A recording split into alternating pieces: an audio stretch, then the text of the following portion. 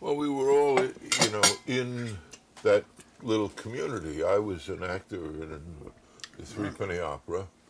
Art. You were in Threepenny Opera? Yeah. You didn't tell me. You didn't ask. You didn't tell No, me I either. have.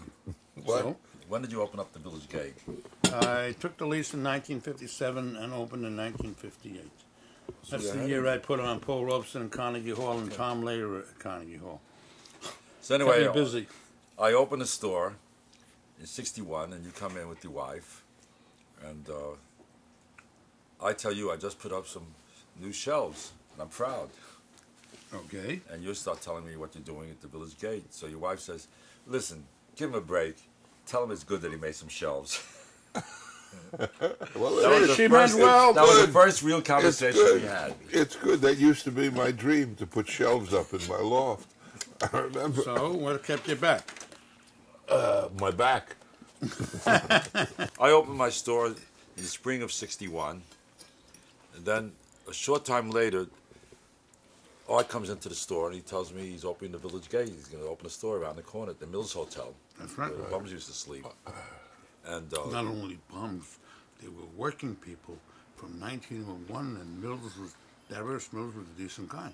For 50 cents, you get a towel, I know soap, and you had a place to it sleep. was a terrific place. Like a really important part of what made us all do what we did was that there was such a desert in American culture that vacuum. was available. And there were these little niches where you could hear music like, I don't know, Chain Gang songs. What And coffee houses did you go to? I went to the Fiend John.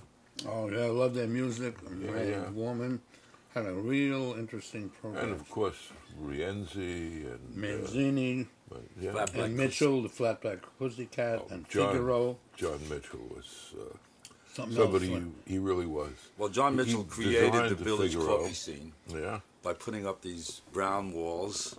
When I opened up the Folklore Center, he showed me how to do it to make the stain, and so I could do a wall in 3 hours. Remember the Village Paint Shop? Pain? It was a Paint? paint store, Paint and Paint, someone oh, had blocked oh. out the T so that the sign read Village Paint Store. Yeah. A lot of people don't know that there was a black, what do you call it, population that lived in the village in the early years.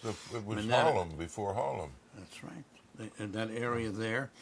And, of course, the Italian immigration was the single most important one, but that was at the same time as Little Italy.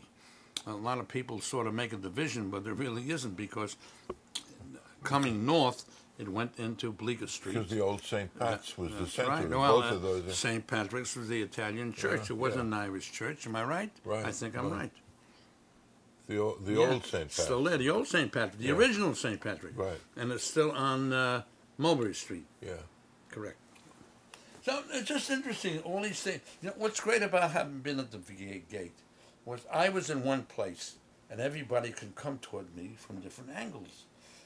It was the great advantage I had. And I wasn't a schmuck. I put my name up front, Arthur Lugoff Presents, this, and they remember it. Didn't hurt. You know, in other words, whether I did a good concert, a bad concert, whatever I did. But anyway, the promotion helped. Being in one place was very important to me. A lot of people, they do things that are not in a place. I was in one damn place all those years. So it helped.